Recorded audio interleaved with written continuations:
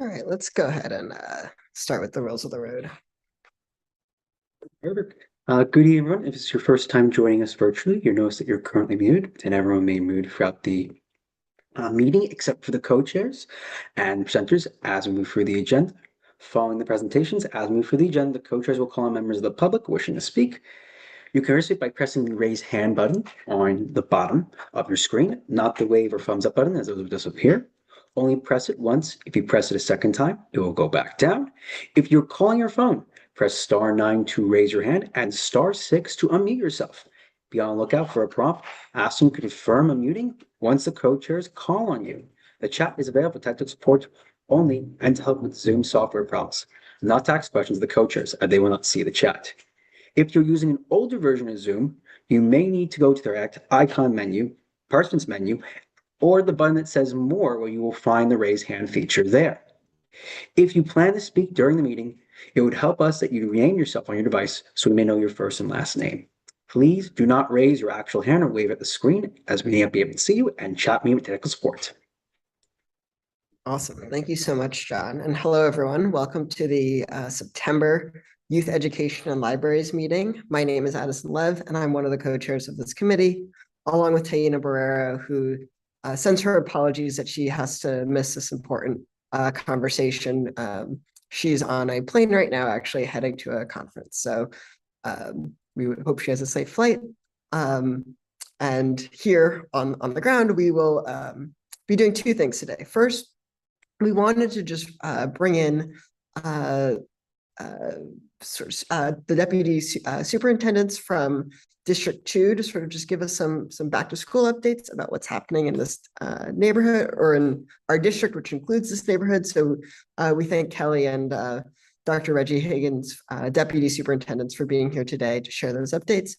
And then after that, we have a presentation from WISE, working in support of education, and they'll discuss some of the programs that they offer. So, fairly short agenda. So I'll have the representatives from District 2 speak first, give us a bit of updates about what's going on. We'll then take questions from the public and from board members, and then we'll move to the second agenda item after that. So the floor is yours, Kelly and Reggie. Thank you. Good evening, everyone. My name is Dr. Reggie Higgins, and I serve as the Deputy Superintendent here in District 2. I'm joined tonight by my colleague and fellow Deputy Superintendent, Kelly Shannon, and we are grateful for this opportunity to speak with Community Board 8 and engage with you all on the important work happening in our district. Together, we are here to share updates, listen to your concerns, and strengthen the partnership between our schools and the Community Board 8. Thank you so much for having us, and I will turn it over to DS Shannon. Thank you so much, Dr. Higgins. It's a pleasure to be here with all of you this evening. I want to open up tonight's meeting by saying what a wonderful start to the new school year we had. I think one of the greatest joys that Dr. Higgins, myself, and Superintendent McGuire take is on the first days of school, getting into our schools and actually meeting with our students, with our families, and with our fellow educators and school leaders. And so during the week leading up to the opening of school, we're certainly working with our school leaders. And then in the first few days, not only did the three of us, but all of our team that represents District 2 went out to each of our schools to really check in on what the opening was feeling like for all of our constituencies. And there's nothing better than walking up to a school building and seeing children arrive with their families and the joy, mostly joy on their faces about walking into school buildings and ready to embark on a new school year worth of learning. In addition, we had the opportunity this summer to lead professional learning sessions that really set up our educators for success when they're working with our children, both in literacy, mathematics, as well as culture and climate, and thinking about the ways we build belongingness and inclusive communities. So these were all wonderful opportunities to not only work with teachers and educators who are returning to us and our school leaders, but also our newest educators who are joining us in District 2. And we have many of them this year and excited that they are now part of our community. Just picking up where DS Shannon left off, we are very excited to welcome approximately 2,100 teachers. Currently to hire, we still have about 64 vacancies total. Of that total, 15 teaching positions, and the remaining positions are assistant principals, paraprofessionals, office staff, and school staff. And we're pleased to share that all of our school leaders have worked diligently to ensure that all of their instructional positions are fully staffed for the start of the school year. In instances where there were vacancies, our school leaders have taken proactive steps to ensure continuity of learning by assigning certified substitute teachers to those classrooms.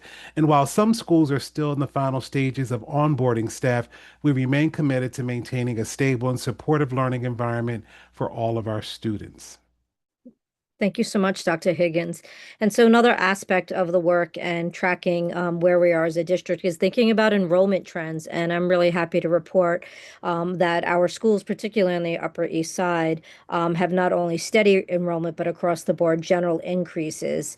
We want to have our students and our families within the community attend our public schools and know that their children are going to have a well education.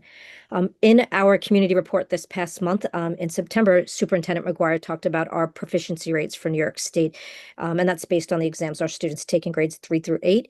And as many of you are aware, as a city under New York City Reads, we've really embarked on this journey of shared curriculum and the power of ensuring we have high quality instructional practices in each of our classrooms. And so being able to see some of that work come to fruition alive in our classrooms, but also to see the gains our students are making. Over the last 3 years, we have really delved into the work we've done in foundational literacy, which we know is what will support our students for many years to come, all the way through high school. And so across the board, our literacy rates of proficiency have increased with small either school staying steady or slight decreases. And sometimes that was applicable to one grade, but not across the board in grades 3, 5, or 6 through 8. And we work really carefully with our team to identify with our school leaders if there's any trends that say to us we have to look at a particular grade and offer supports for our students if there's an area or need, and think about teacher practice and the ways in which we're providing professional learning. And in mathematics, Superintendent McGuire also reported this past month on both the gains as well as where we saw some either stagnation or a slight drop in our proficiency rates. And again, what do we know about those particular grade levels? And one thing to point out is that we're very proud that in 8th grade, we actually have more students who are taking the Regents than they are taking the state exam. And so some of those numbers are something that we need to look at because we have so many more students who are taking New York State Regents, which is a wonderful opportunity as they think of the kinds of classes they want to be able to take in high school. We continue to analyze that work with our AIS coordinators each month and offer individual support to schools that may be in need of thinking about particular grade level needs. Thank you, dear Shannon. I want to provide just some key updates that are happening in our schools. A few leadership changes. Marsha Wallace is now the principal of Salk School of Science. Her assistant principal is Maybelle Breton. And just some general curriculum updates. Wagner Middle School is participating in a Wit and Wisdom pilot program exclusively for our middle schools. Thank you Yeah. so Thank you so much, Dr. Higgins. So the next thing that we wanted to talk about are community events that we'll be hosting. So District 2 started last year, school spotlight visits, and it's an opportunity to bring in various stakeholders from the communities itself where we're hosting these visits, but as well as the larger community, whether it's members of our CEC or community boards, our local elected officials. And so this year we will be visiting PS 42, PS 3, PS 397, PS 527, MS 177, and PS 111. And it's not only an opportunity to hear from school leaders and to actually visit classrooms. We want to make really transparent the kinds of teaching and learning that's happening in our schools. It's to talk about our shared curriculum. It's to talk about the ways in which we build community, but then also to highlight that each community has something that's very special and dear to that community, and to share that practice across that another community might want to learn from and have that be something that becomes part of their school community. Thank you all so much. Awesome. Thank you so much, Dr. Higgins and Kelly, for your time and for sharing these updates with us. So I wanted to open it up. I don't know if you guys are able to stick around and maybe answer some questions if we have them from members of the public or community board members. So I'll start with members of the public. You can just raise your hand if you have a question that you'd like to ask.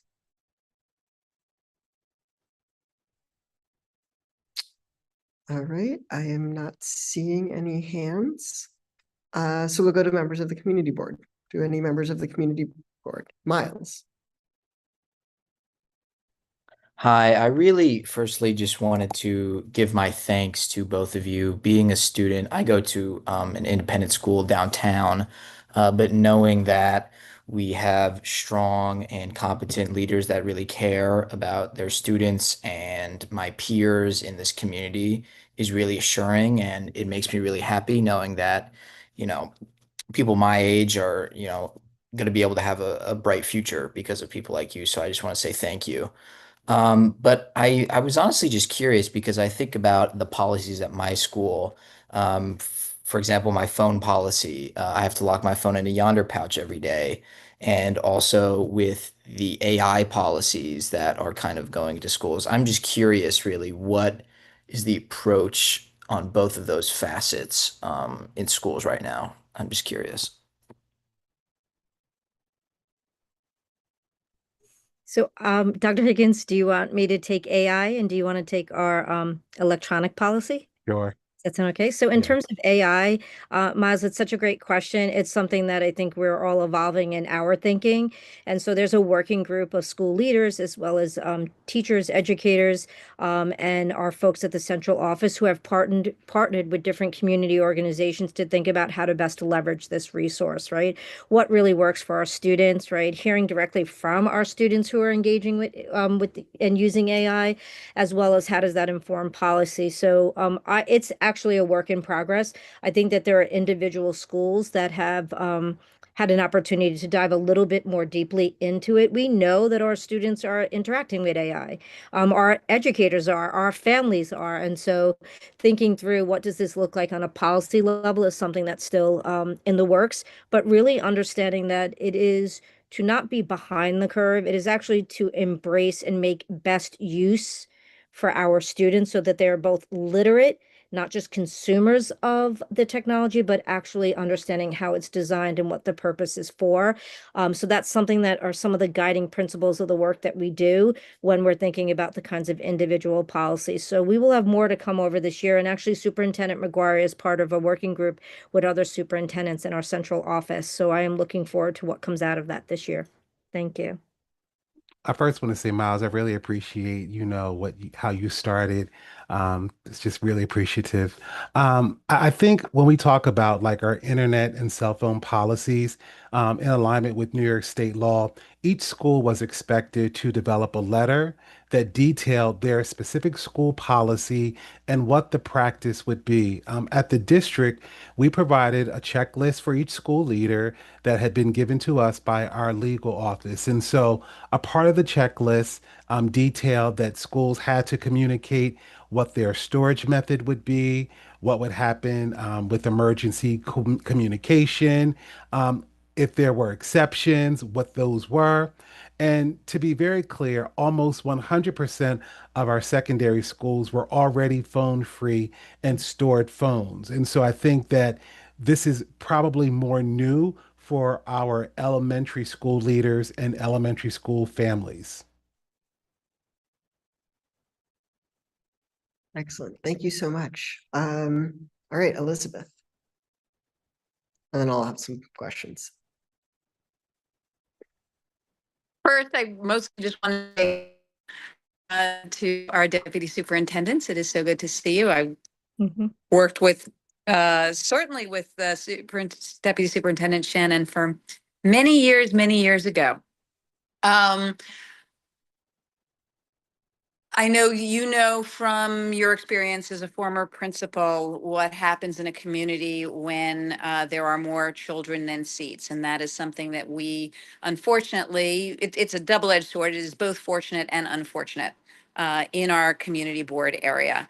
I'm wondering if you can give us an update on where things stand with families who are zoned for PS 267, whether, and recognizing that obviously we've just started this school year, thinking ahead, how do we think about this community and the capacity issues that we might see? Or does this have any portent for the future? Do we think it's a one-off? What do we know? Okay, thank you so much. By the way, Elizabeth, it's great to hear your voice. Yes, we had the good fortune of working together. This is a topic that we talk about often, and so not only thinking about the moment here and now, but for the future years, what are the opportunities that exist to expand capacity? Because we do want to keep all of our families. I can share right now at 267 that I work very closely with the leadership, and with any families that, if necessary, which is happening right now for K, where we do need to, we have capped and need to identify overflow sites, that we're using sites that are closest to the school community and working very closely with those principals. So that's the immediate, to make sure all families have a seat and their child gets registered and placed immediately. And then there is always clarity around the minute a seat opens up. If for any reason a family were to leave 267 and a seat opens, we want to bring those families right back to their locally zoned school. Forward thinking, we know that there's 2 sites that are coming online next year that have been identified by the Office of Space Planning. And so thinking about how might those sites support the Upper East Side, whether there's no particular plan at the moment, but starting to think through where would that help with capacity, understanding both the needs for PS 267 as well as any surrounding schools that potentially would have challenges with enrollment, whether it's through trying to ensure that eventually we can reach class size, Laura, as well as just for capacity of the families who are moving into the area. So right now I can share that those 2 sites are being looked at as possibilities. A lot of that has to do with, like, is it appropriate for an actual, like, larger school building? Is it a smaller space? Is it really made for early childhood? What might that help us with? Because as we know, space is a premium. And for the here and now, we'll continue to work with the principal and assistant principal at PS 267, and when we can bring families back. Sort of that's 2 parts of the process. Overarching that is just the constant conversation, Elizabeth, that we're having around how do we help all of our schools, but particularly schools where we know they might be closer to maximum capacity, really think about the coming years and how to fulfill the class size mandates. What does it mean for reconfiguration within a school? How do we utilize space? Having been a principal many years ago at a time when my building was at 150% capacity, I vividly remember the decisions that needed to be made to both assure our zone families that they could come to the school, as well as try to provide the best possible experience space-wise in a building, right? It's not just about the number of classrooms, it's about how we utilize those space. So those are continuing conversations between us at the district team with our school leaders that we've identified where there's individual conversations needed, as well as with our central office partners. If there's anything else you want to add, Dr. Higgins, please feel free to do so. No, I think you covered it all, dear Shannon.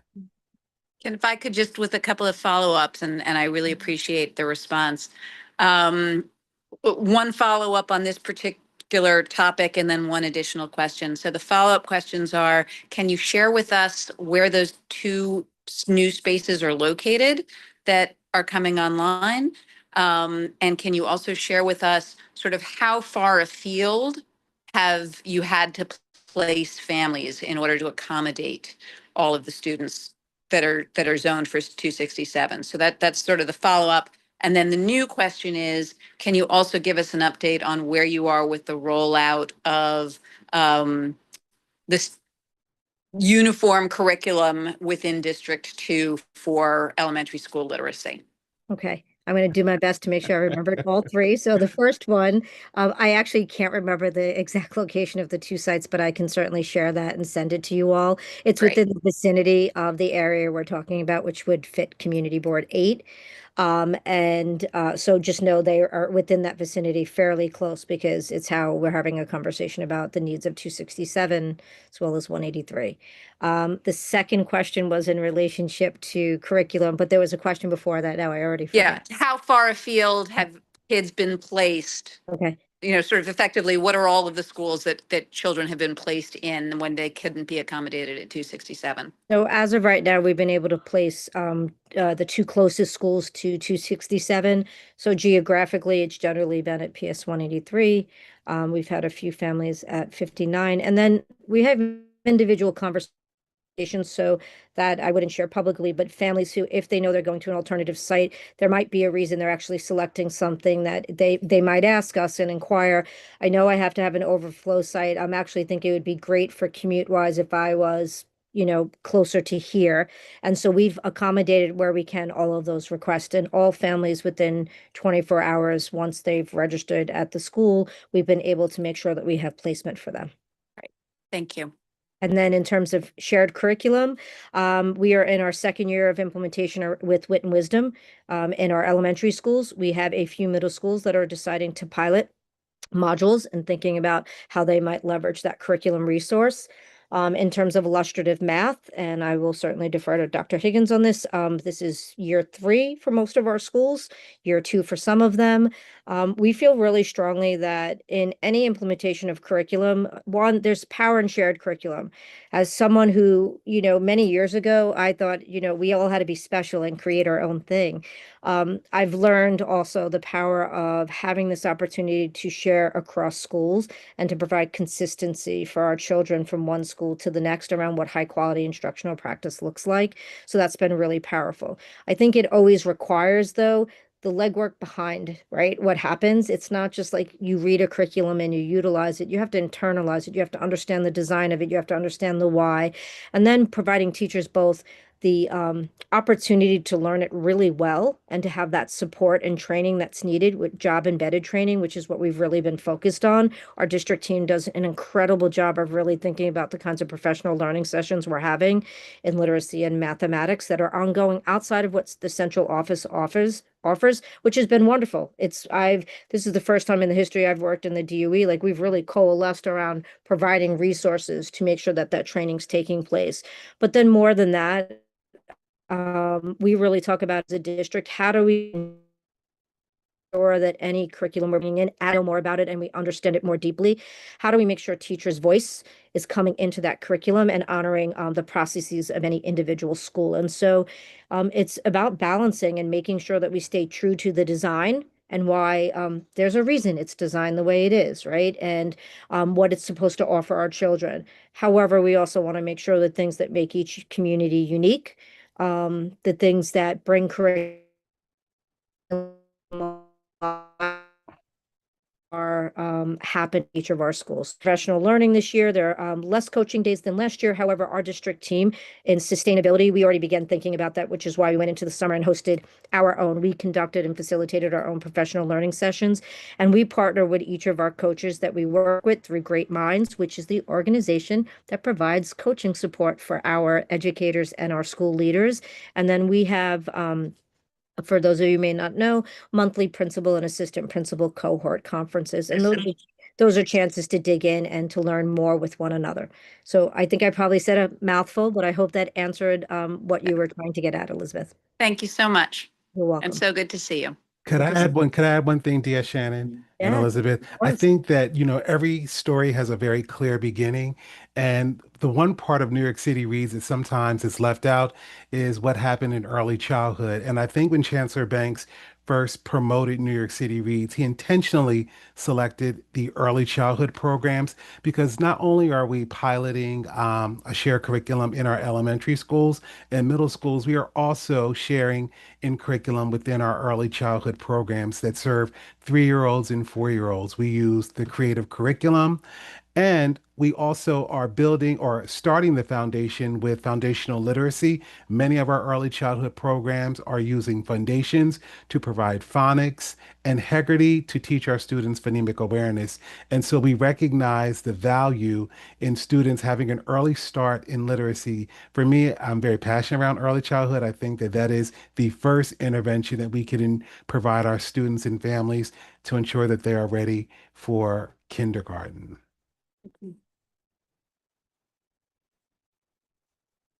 All right. Thank you so much, DS Shannon and DS Higgins.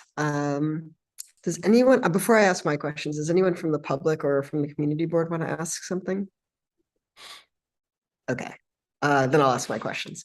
So actually a lot of them follow up on Miles's question. So my first one is just about the bell to bell, no phone policy, and just sort of getting a sense from you guys. How's the reception been? How have students been navigating that? How have families been navigating it? And I know you sort of touched on that, but could you maybe sort of describe the reception of the new policy? So I think anecdotally, like we heard more, and I'll start like with our secondary school leaders.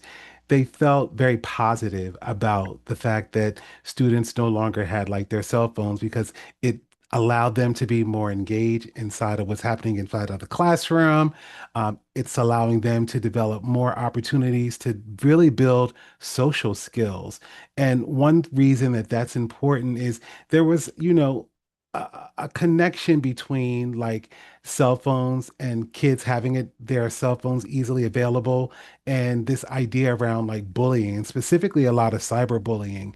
Kids would go into bathrooms and there were some things that were happening. And the moment that they no longer had access, there was a decrease in those types of situations. And again, it really did force a lot of the school leaders and teachers to really think about the ways that they want to reimagine like their advisory periods in really teaching kids, well, how do we communicate with each other? Like when we no longer have phones, like how do we talk to each other? Like what are the ways that we engage just socially when we don't have technology? And so in those ways, it's been really fascinating. I do think it's also forced us to be more responsive to the needs of families and the communities on when an emergency happens, how are we communicating in a timely fashion what might happen like in an event? And so I think schools have been very clear with what happens during an emergency. Some schools are using like the New York City school system to share messages. Some schools already have their own existing system, but I do think it's forced us to be more responsive to emergency situations. I think for elementary schools, it hasn't been that much of a shift as well around helping students to better understand that yes, cell phones are a part of our lives, but there are also really amazing things that happen when we get to just connect and talk to our friends without having to use any kind of electronic device. I think that it's again ensuring that devices are thought of as a tool and a resource. And so it's a way that we're leveraging. How are we building in this new understanding of how we want kids to use technology in ways that are more responsible than we had previously?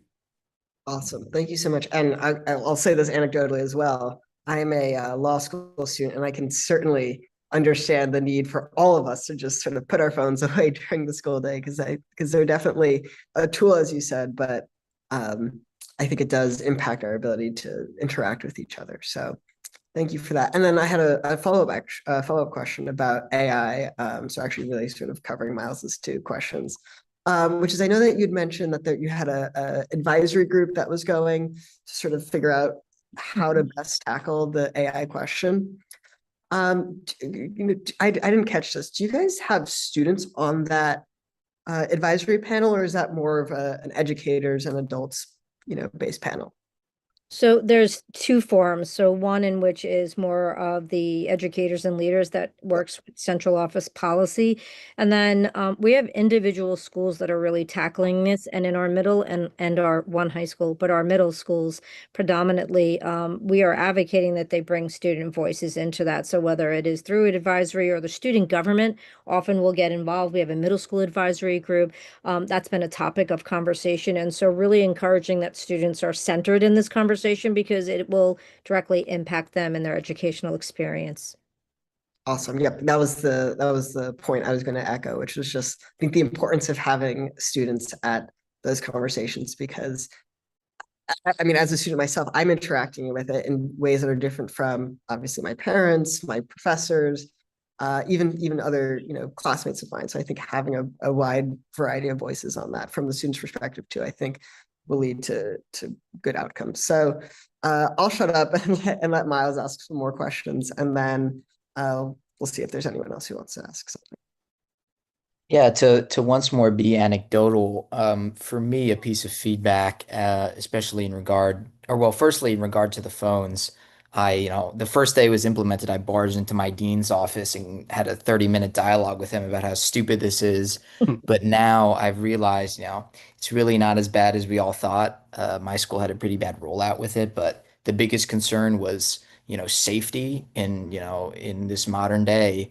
Every week there's a new headline in the paper saying something really bad happened, and phones are a really good tool for students, I think. So I guess that's a question to, how do you balance that safety concern? And then regards to AI, from my experience, what my school has done really well with it is really having dedicated classes, technology classes into teaching AI, teaching the proper uses of it, because I think that promotes proper use of it in situations where it is valuable, and also actually kind of deters from overuse, saying that getting it to write your entire paper is really not a good idea because I don't know, you'll get caught, you're not learning anything and all this. So using it for proper application is really important. So I was wondering if there's going to be any classes or electives or something like that that will be implemented into curriculum as kind of a technology thing. So that's I guess my other question. Great. I don't have right now like particular classes that I know of. I would say again, that's individually school-based, where there are some schools, I think moving a bit further along, particularly also if they have a well-developed technology department. I think that varies school to school. I think it's something that New York City knows they need to continue to address. I think it's why also we've started to see policy change around the types of units of study that we're actually implementing that are technology based. So that like even the idea of like critical information, how do we critically look at any information and understand if that's information that is worthwhile for what we're looking to do. So I think that's still something, Miles, that's in the works. Individual schools I certainly have visited, I think have a strong sense of that.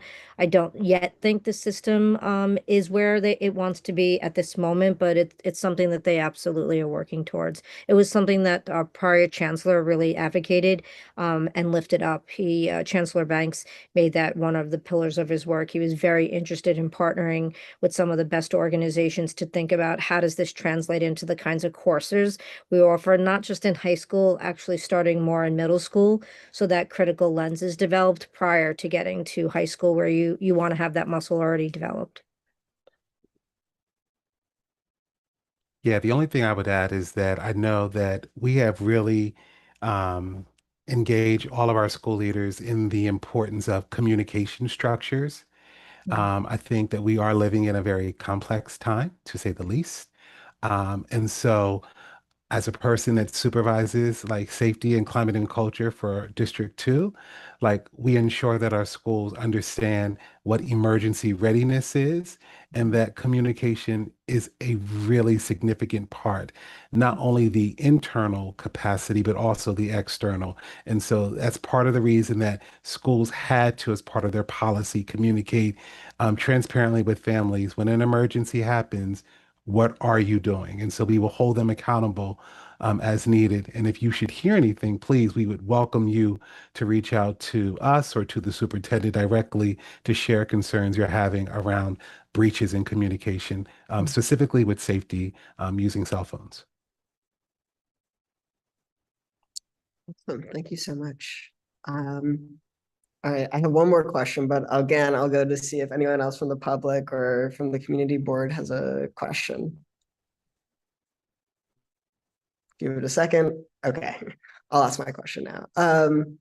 So I don't know if you guys saw, but I believe it was April of 2025, the Community Board 8 passed a resolution calling for expanded funding for arts education programs and for expanded access to arts education, K through 12, both in our district, but also citywide. So I just wanted to know, I don't know if you saw the resolution, but if you had any updates perhaps on that front as well. I did not see that resolution. I can only say from our perspective, all three of us were school leaders, that we absolutely believe the arts are integral to a well-rounded education. And so we always come from the standpoint, how can we partner with the borough arts director for Manhattan and consistently think about through grants, if a school doesn't have a dedicated position or positions that they can have, what are the grant opportunities and what are the free programs living in the city we live in? Like, are we exposing and bringing them into our schools? Dr. Higgins, is there anything that you specifically want to add? No, I think you covered it. Awesome. Thank you so much. And perhaps, John, I don't know if you guys would want a copy of it. We sent it to the chancellor and to Mayor Adams, but if you guys in your office want to have a copy, maybe, John, we can make that happen. That'd be great. Thank you. Awesome. So I'll do one final call for questions or comments or anything from the members of the public or from other community board members. And if not, we'll move to the next part of our agenda.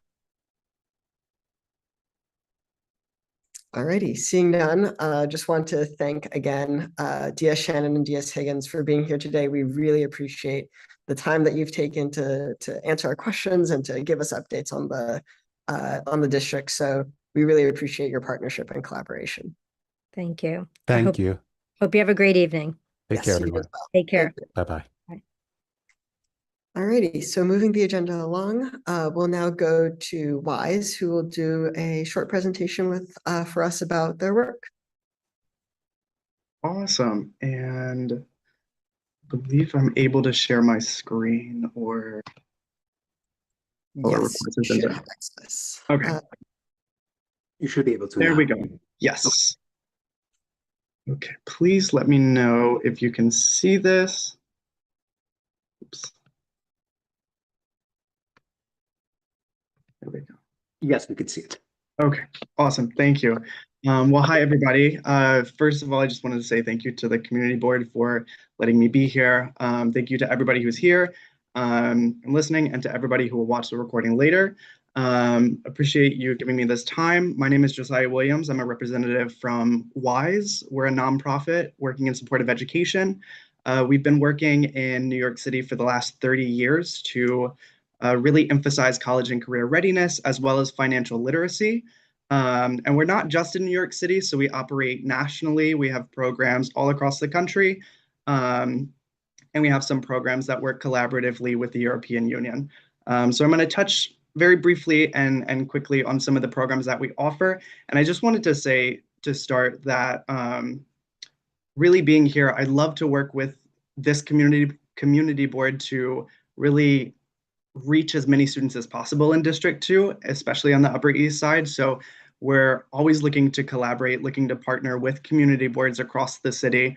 And so however that partnership may look, working with the schools in your district, as well as reaching out to the community for volunteers and anybody that wants to support our efforts is definitely something that we're looking for. So our programs, we have four main programs, and they fall into two buckets. One is college and career readiness, and the other one is financial literacy. And we're going to go through them starting with college and career readiness. So the first program I'll touch on is my favorite because it's the one that I run. So it's the it's the best program that we offer, in my unbiased opinion. But it's called the Quality of Life Innovations Program. And this is a civic engagement focused research program for high school students that culminates in a scholarship competition. I love this program because it allows students to take autonomy in their projects. We don't tell them what to study. They, based on their passions, based on what they're interested in, will choose a topic to study. This runs for the entire school year. And so throughout, the students will have a lot of opportunities for mentoring and also networking with industry professionals.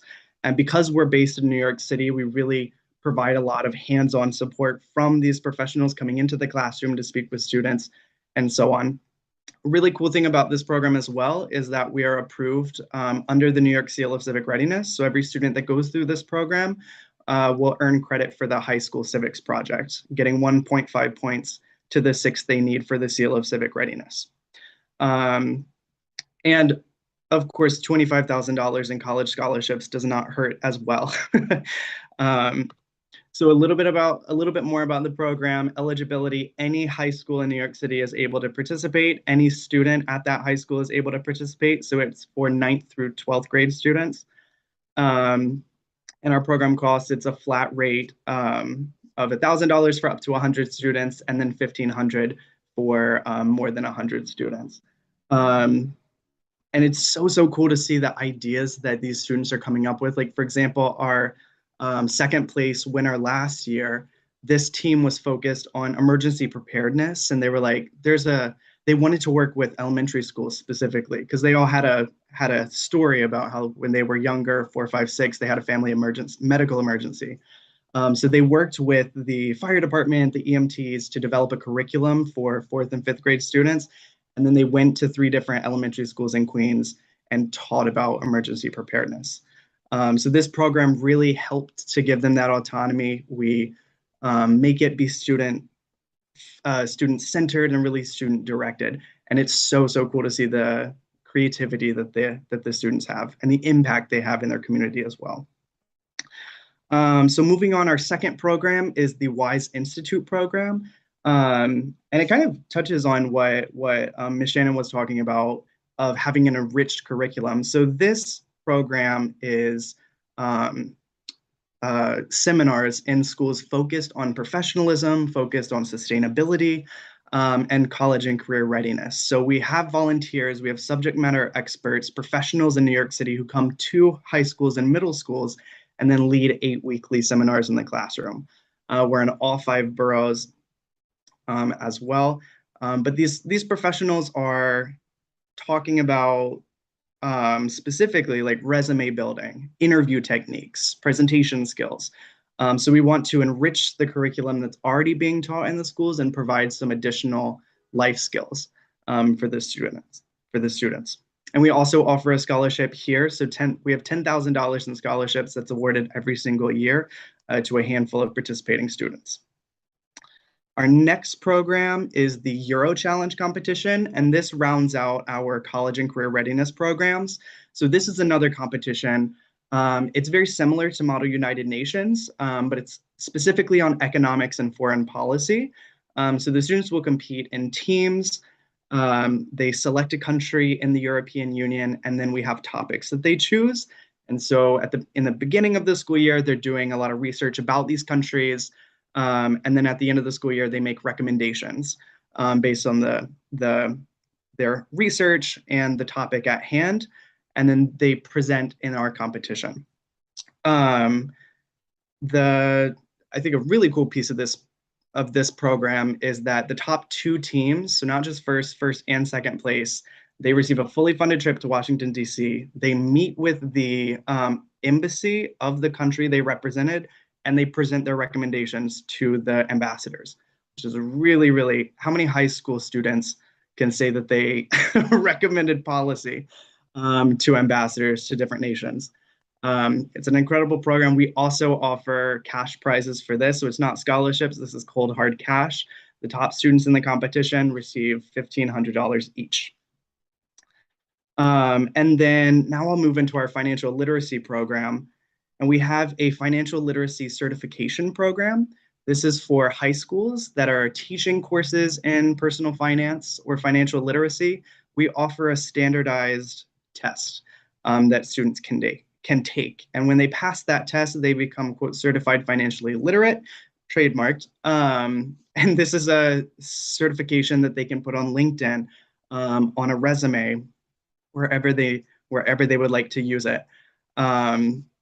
This is our national program, so it's all across the country, highly competitive, and it's a really great idea to supplement classroom instruction as well. We also offer scholarships through this program, so we give $1,000 scholarships to 5 students every single year who are scoring at the top on this test. And then a really cool thing, it goes to a point that, again, Ms. Shannon was talking about, enriched curriculum. We actually partner with finance companies to review and write our test questions to ensure that it's up to date. This is not just like 50 years ago, what would you have to know for financial literacy? No, this is today. What do you need to know about financial literacy? So it's very up to date. It's very current, and changing with the times. So those are all of our programs. Again, just to reiterate, the Quality of Life Innovations program is a research project scholarship competition for students. The WISE Institute, these are in the classroom seminars taught by volunteers and professionals. And then the Euro Challenge program, this is another scholarship competition, kind of similar to Model United Nations. And then we also have the financial literacy certification program that we just talked about. One additional things, our QLI program has an early bird special. So we're offering 25% off to any school that registers this year for the next couple weeks. And so I definitely love the support of the community board to spread the word and make sure and help us to reach as many students and schools as possible in the district. And then the last thing I'll leave you with, this page just has all of our contact information. So again, my name is Josiah Williams. If you would like to reach me, my email is right here. And then of course, if you're interested in any of the other specific programs, we have their emails. And I'm going to throw a link in the chat as well to just our link tree for more information. But that is everything that I have. If there are any questions, I would love to answer them. Thank you, Josiah, for that presentation. Do any members of the public or the community board have questions? Miles? Listen, these might be selfish questions because frankly, you might be seeing my name in the application pool because this is something that's really interesting to me. I did something similar to the first program for my school. I did a project on public school lunches in New York City, and I wrote a paper on it, and I interviewed the head of the teachers union and met the head of I don't know if you've heard of it, wellness in the schools. Yeah. So I mean, do you have to apply? Is it like an application? How does this work? I'm Yeah, curious. that's a great question, and you kind of already went through the program. Too bad you didn't get scholarship from it. But so the way that these work is your school will sign up and your school will register, and then you'll be able to enter the competition under your school's name. Interesting. So do I have to like go to my school principal and say sign up for this, or how does it? You can, you don't have to go all the way to the principal. You can go to your teacher, Mhm. because teachers can register teacher or assistant principal or the dean that you yelled at for 30 minutes. You could go to them. But if there's a teacher that was helping you in that or mentoring you through that project, I think that'd be a great person to go to and to share the contact information with. Okay. That's good to know. And Josiah, if it's okay with you, I'm happy to share with Miles your contact information if you guys want to Yes. connect offline for. I would love Yeah, that. absolutely. How often is it? This is every year. It's every year. Okay. Okay. Thank you. All right, we have a question from Elizabeth. Thank you. So how do schools find out about you typically? That's a great question. So we do a lot of outreach, like cold calling. We have other schools who will communicate between each other. We also work with some superintendents. We have a really robust presence in Queens and Brooklyn. So I work directly with the borough president's office through them. So a lot of different pathways. But I'd love to have the support of the community boards as well in that. Do you guys have a contract with the Department of Education, or do you effectively fly under the radar from the contracting perspective? That's a good question. So we don't have a contract with the Department of Education. We kind of work just adjacent to it. We have approval for the QLI program under Civics for All. So that's under the Seal of Civic Readiness. But we try to work in tandem with them, but we don't have a specific contract. Okay. is there a typical size of high school that you work with? Not a typical size, so it varies. We'll work with small high schools or giant high schools. So for example, the QLI program, some schools may register for just one class, 20 students or 30 students. I have other schools who have registered for their entire senior class to participate. Okay. So we're open to anybody who's interested. And does your program typically run during the normal instructional time of a school, or is it after school, or either? Yeah, that's a great question. So it does depend on the program, and it can be either. So for example, the WISE Institute program, that is during school hours, and the financial literacy certification, that's also probably during school hours. The other two programs, quality of life innovations, it depends. So some schools may have it in the classroom, like in a civics course, they may be having students working on the project throughout the school year. It could also be after school, and it's been very successful at both of those. And the same goes, the Euro Challenge is an after school program. Okay, thank you. Of course. Miles, you have another question? Yeah, so I just wanted to make sure, because I'm going to be walking into my dean's office tomorrow to tell him about this. The link that's in the chat, do you think that is the best? Like, what representation of the whole program? What's the best place to get that? I'm currently looking at the one in the chat. Yeah, I believe the chat is this website here. I can share as well. I have a link to our link tree, which has past winners examples. It's got more information. We have our website, is wise-ny.org. That would definitely be a great place to check it out. And you could also just search on Google QLI WISE, and that will take you directly to our website. And how many people are in each program? It definitely depends on do you mean in general or like per school? In general and per school, I suppose. Okay, so the QLI program, it kind of fluctuates. Last year we had about 700 students across New York City. The Euro Challenge competition, I'm not entirely sure, because they have a limit to the number of teams, but they were present in a handful of different states. The WISE Institute is maybe 1,000 students, and then our financial literacy certification, 230,000, because that's national. And then at the school, it just depends on what the school's needs are, what their wants are, whether it's 400 or 20. Yeah. And it's per public and independent, right?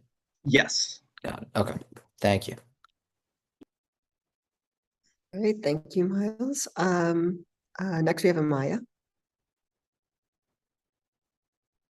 Hi, thank you so much for your presentation. Firstly, as you're going through it, I am just blown away by some of these programs. I'm originally from Texas, and one of my main complaints, like with the Texas education system, is we have no civics engagement courses at all. And it was like what I did a lot of the work on whenever I was in high school. And I couldn't help myself wishing that like there was programs like this. I think whenever I was coming up and like for my siblings now.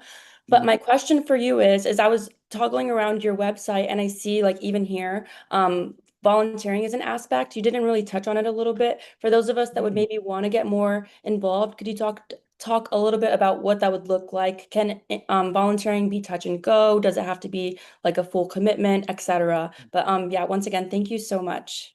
Yeah, thank you. And thank you for that question. And for calling me out. Yeah, I did not touch on volunteering, but we have down here a few different ways that you could volunteer. So you could volunteer to mentor students directly. That could be in the classroom. You're leading a seminar specifically on maybe professionalism, sustainability, personal finance, or maybe research methods. You could also sign up to lead a workshop. So I do some one-off events for the QLI program, where we bring students and they go through a workshop to learn more about research methods or just coming up with solutions to problems. We also, because 2 of our programs are competitions, we're always looking for volunteers to judge those competitions. And these are virtual one-off events where you'll receive the proposals and then do it online. So our volunteer programs can be one-off. We have a lot of one-off opportunities, but if you're interested in being more consistent, then we do offer monthly, like being in the classroom, or weekly in terms of the WISE Institute leading seminars in the classroom. Does that answer your question? Yeah, it looks like Amaya was giving a. Okay. Oh, perfect. And then there we go. Oh, she has one more comment. I'm sorry, it's because I had muted myself, so then I couldn't unmute. But no, that makes a lot of sense. I will definitely be in contact. I think this is once again, and it didn't answer my question, but thank you. Thank you for that feedback. And Lilai Teki, she is our volunteer coordinator. She's phenomenal. She's a great person to talk to and to really get you set up volunteering and supporting our programs. I had no idea that Texas didn't do any civic engagement. But maybe with our programs. There you go. Awesome. Thank you, Amaya. And it's good to see you. Amaya and I both went to college together, actually. So cool. So yeah, I mean, thank you so much, Josiah. I mean, I'll just sort of give my own sort of mumbo jumbo of effusive praise. I mean, this is so cool. I think to echo all the other students who are here, like I really wish that I had something like this in high school. Financial literacy, I mean, I'm still working on that, frankly. Aren't we all? Exactly. So this is fantastic what you guys have done, and my hope is that and maybe some of the local newspapers like Patch or Upper East Side or East Side Feed will hear me say this and pick this up and maybe sort of do a profile on you guys, because I think the work that you're doing is really meaningful. The one question I did have is, I know Quality of Life Innovations is a paid program. Are the rest free to participate in? Great question. Yes, QLI is paid. The Euro Challenge is a free program. The WISE Institute is $1,500 for 8 seminars. And then our financial literacy certification program is free. Okay, great. So that's awesome. All right. Does anyone else have any other questions? All right. If you do, I was just going to say, if anyone has any questions, please take my email down, shoot me an email. Very responsive to our community. And yeah, I'm here to support. I'm here to do anything we can. Thank you. And this is super valuable for, I think, our students to sort of know what free resources are available to them. And scholarships. And also for people who just want to get involved. I mean, like, this would be super cool to volunteer in or lead a workshop. If I wasn't a first year in law school, I would I would probably try to volunteer. So awesome. Well, thank you so much for being here, Josiah.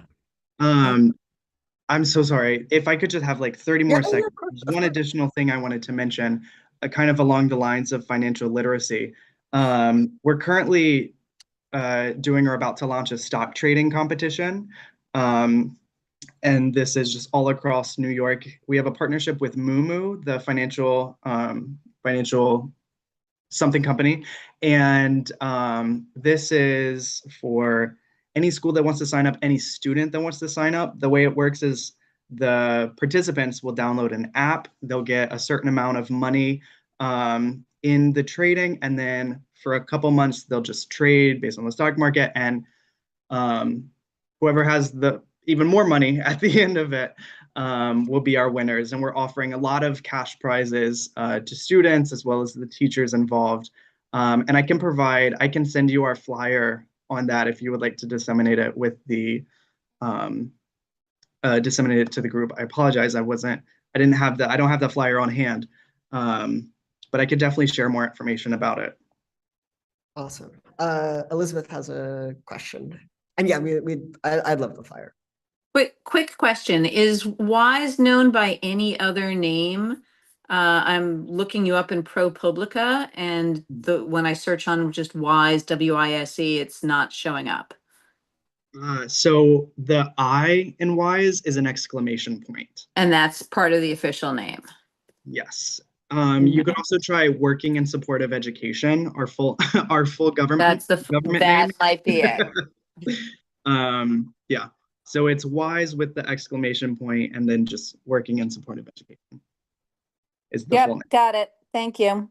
Yeah, no worries. Awesome. Well, thank you so much, Josiah. I've already shared this with my friends who are interested in teaching financial literacy. So awesome. Perfect. Thank you for being here. We really appreciate it. And it's nice to have presentations at the meeting. All right. At this time, I will turn to my committee members and I will ask if anyone has any new business or old business or would like to make a motion. Miles? I don't see anything, so I'll make a motion to adjourn. Awesome. I will second that.